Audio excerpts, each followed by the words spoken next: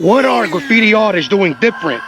Because I've noticed that the art now kind of look realistic, like almost like a printer put it up on there. Like, what are they doing different now? Ladies and gentlemen, we are now at the Mott Haven section of the Bronx in search of Jennifer Lopez's new mural. Should be right here somewhere. You're kidding me. Look at this masterpiece. Look at this work of art. We have Jlo and her daughter in that iconic Super Bowl performance.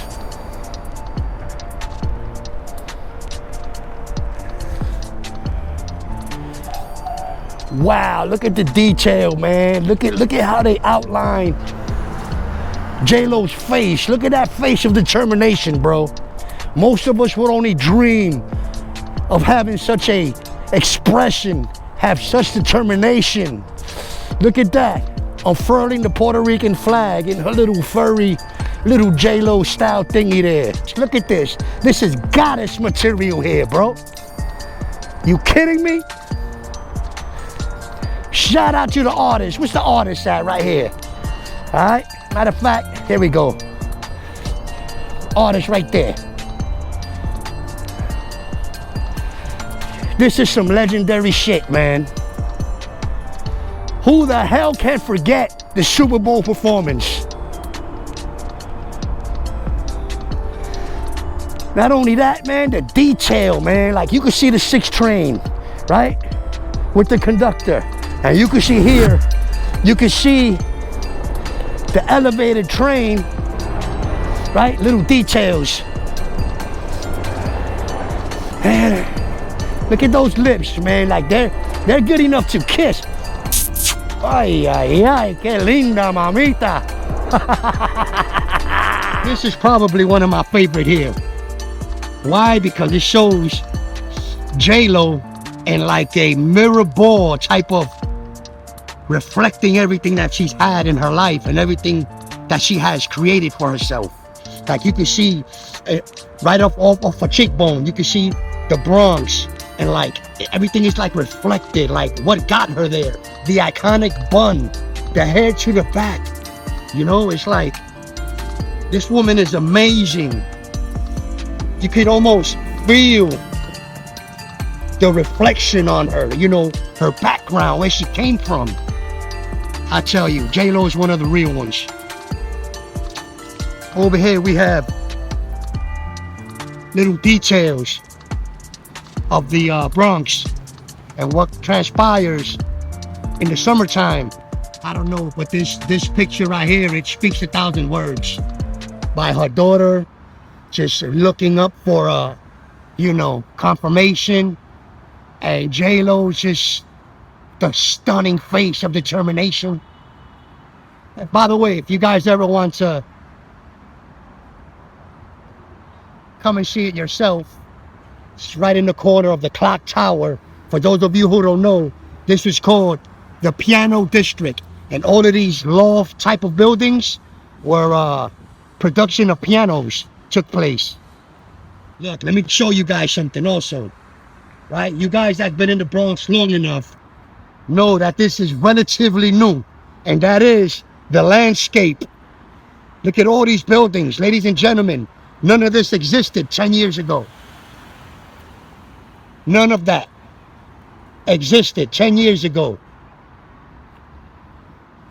The landscape has just changed. The more I scout the area, the harder it is to believe that this is the same South Bronx people made movies and created songs about.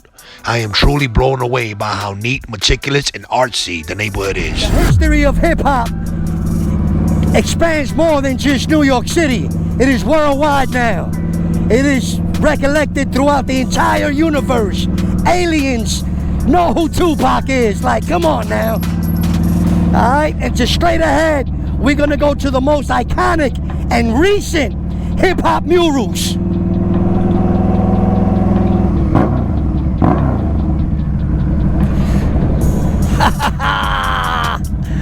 Yeah, baby. I mean, I knew there was murals back here, but nothing could prepare me for what I was just about to experience. Some of hip-hop's biggest legends. From the bling of Slick Rick's chain to that grandiose stare from Nas and that aura-shaping Biggie Smalls mural. And let's not leave out the legendary problem child, Cardi B.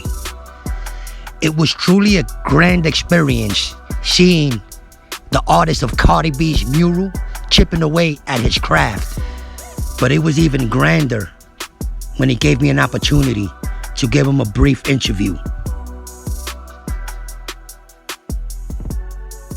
We have, you want to tell the people who you are? Joseph. His name is Alberto Joseph. So Alberto, how long you been doing this? And did you start doing this like in the Bronx or elsewhere?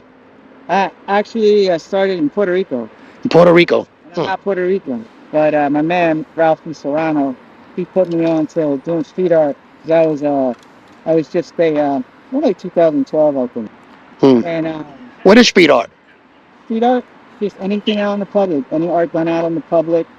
It's usually kind of kitschy, kind of commercial, kind of mainstream. Usually what it is. Nothing real heavy, easy reads. Do you do work in like Europe and stuff like that? You go out there and do work? I painted all over. I painted in Holland. I painted in the Netherlands. I painted in Puerto Rico. I just came back from Puerto Rico not too long ago. I painted all in the island of Arecibo, Santurce. You do any work in La Perla? Because I haven't been over there, but I did see some crazy art over there. Well, yeah, I'll tell you what. Very first time in Puerto Rico, I was warned to stay away from it. So I stayed away from there. And I drove by while going into Old San Juan. You can see it over there, over there on the side of the highway. Yeah. Now, I want to ask you, right? What are graffiti artists doing different? Because I've noticed that the art now kind of look realistic, like almost like a printer put it up on there. Like, what are they doing different now? Well, I mean, there's art is subjective, so there's a wide range of artists doing it different ways. I don't try to go for absolute realism.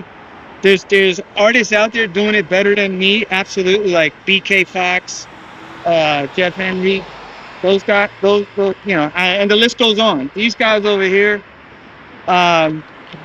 one guy is from Peru, I think. Yeah. And the other brother. Who did the Nas mural? Yeah, he's from like Central America. I forget. No way. I follow him, but he's badass. Like he did that shit with a little ass ladder. Like he put that work in. It's like the eyes. Like there was this other mural I saw in Brooklyn. It was by Coney Island. And it looked so realistic, kind of like these, and I was like, "Oh, I know what you're talking about. Not that not." Right. I forget that artist's name, but he's badass also. Yeah. I mean, I do studio work. I can't really compete with those girls. Right. With those girls. Right. There's a lot of artists out here just killing it, And I just do this shit for fun. This is just for fun. I'm a studio artist. So that's what it is. Yeah, it's crazy because I noticed something in the eyes, something in the expression that wasn't there back in the days, but now it is, and I'm like, wow. Like, are the cans different? Do they have like high-tech cans, tops? There's different caps now. It's not like old school Rustos and stuff like that, where it's just right one cap, and you had to steal caps from like WD-40 to get different sprays, and you had to know what you were doing. Then now there's more people doing it, so the industry had catered itself to doing stuff. You have different, fat caps, skinny caps, and it makes life easier. You got low pressure, you got high pressure, and then you got acrylic base and the other one, enamel base. So and then there's water base also. So it lends itself to making the use of the can easier. And then you can spend more time making it look realistic rather than working on technique. But they do go hand in hand. Don't get me wrong. Technique is everything. Technique. Just getting familiar with the can, getting familiar with what you're looking for, and having that artistic eye to do it realistic. realism is not the pinnacle of art. It's, like I said, very subjective. Some people like it, some people don't. Well, man, Alberto, man, thank you for this interview. And I'm glad the people was like yearning for this. You know what I mean? Thanks again, brother. Yeah, man. Peace. The history of New York City murals go back to the times of the Great Depression. Billboard-sized images and writings were painted on the side of buildings to remind those that better times were to come.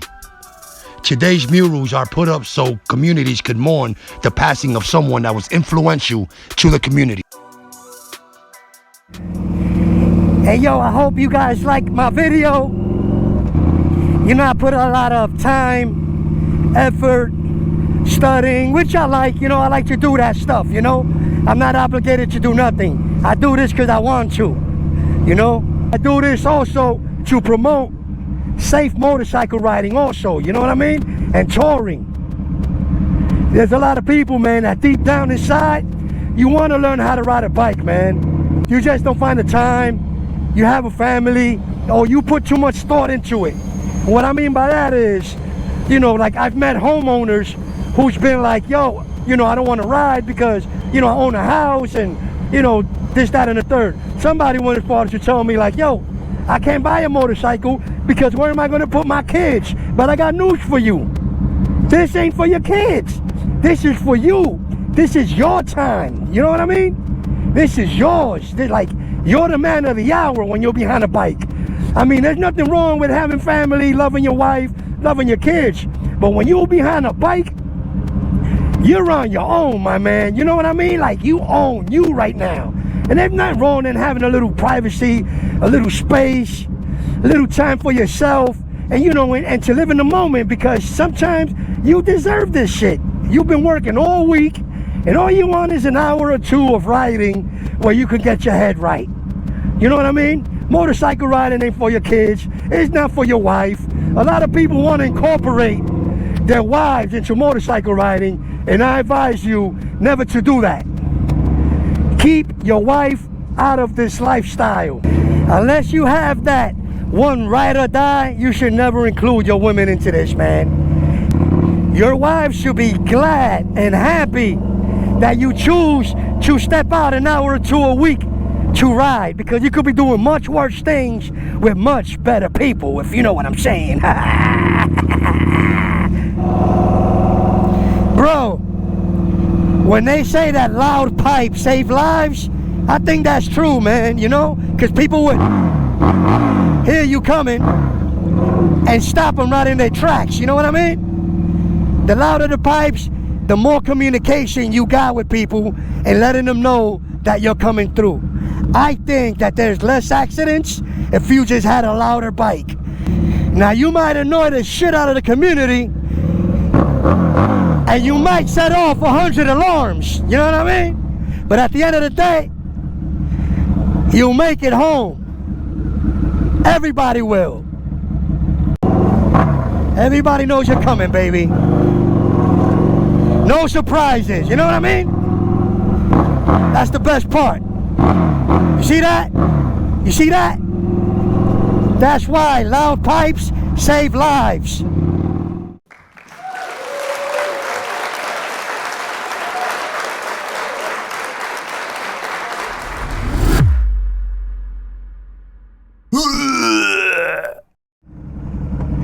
Ladies and gentlemen, back with another one. Alright, today I'm heading all the way to the edge in the boonies to educate you guys about something that was going on at a very unusual and strange period. I'm gonna pull over here to show you guys better. Today I got a relic for us. Being that this page is predominantly nostalgic, I got a good one for us. Alright, so the first thing we're gonna do is I'm gonna show you guys a actual letter, kind of like a memorandum. Alright, this was from February 14, Valentine's Day, 1962. Alright, this is an actual manila envelope from 1962, and this is the mechanical and electrical features of fallout shelters. Now, this is from 1962. In 1962, if we all know, if you're up on your history, we was going through what's called the Cold War, because it was mandated that every government official building had to have a fallout shelter that was fully stocked to hold 200 people for approximately 2 weeks after a nuclear blast. And this right here is pretty much everything that has to do with surviving a nuclear fallout. Now, I told you guys before that the government building, by the way, Citizen Preparedness Corps from the New York State official, just so you guys know, all right? Just so you guys know why you can trust me. What we have here is the Civil Defense All-Purpose Survival Cracker from 862. All right? That's August of 1962. This has 62 crackers per pound. All right, and if you can look at right here, right? You guys got it here? Okay, it says the National Biscuit Company. And when you shorten it up, Nabisco. Nabisco, which is the company that is still in use today. Now, in those times, especially during the war, people had to do their part and get government contracts and produce things for either the military or for anything that has to do with defense. All right, so this is from the Civil Defense All-Purpose Survival Cracker, and it's coming from the General Office of New York. Today we're gonna open this. Mind you, this hasn't been opened since 862. So that means when I use this, it's kind of going to allow, let me see if I can hear the actual oxygen going in. What do we got? Okay, let's go. 1962. How do you look like 1962? Oh, wow. This is amazing.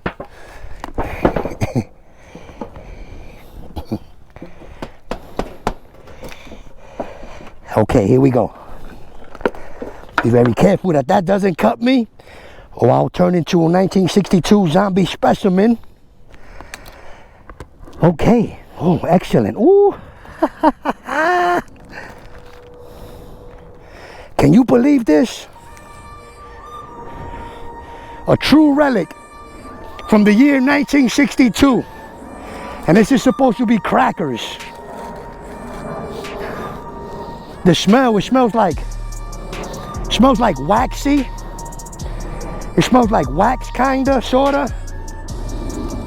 I can smell the air. This is crazy. It's like it's crumbling up right before my eyes. Look at this. No, the smell, it's hard. It's horrible, mind you. Whew. Oh, hell yeah. I don't even know if this is healthy, bro. But I just created a fusion between oxygen of 1962 and now.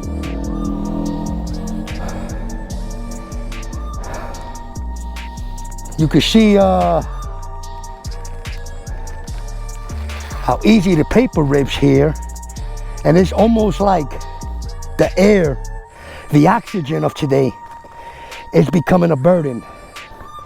I don't know if this is safe to eat. What do you guys think? Should I take a bite? This is incredible though. Matter of fact, I don't even know if birds or squirrels would eat this, but I guess you're supposed to survive on this for about 2 weeks.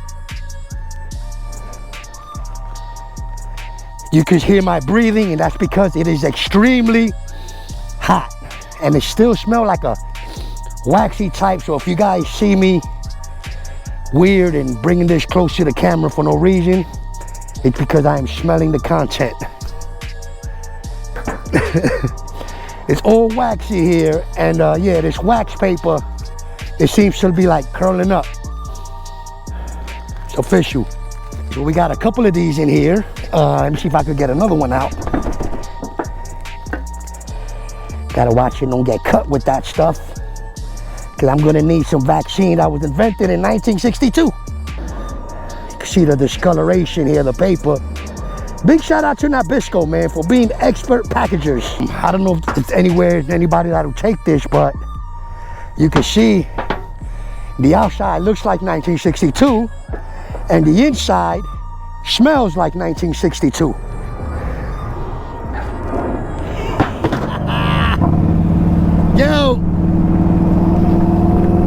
Yo, was that cool or what? Let me tell you guys something, man. I did get kind of nauseous, man, smelling that. I'm not gonna lie. As you can see there for a minute, I started kind of like gasping there for air, because my air was clearly polluted.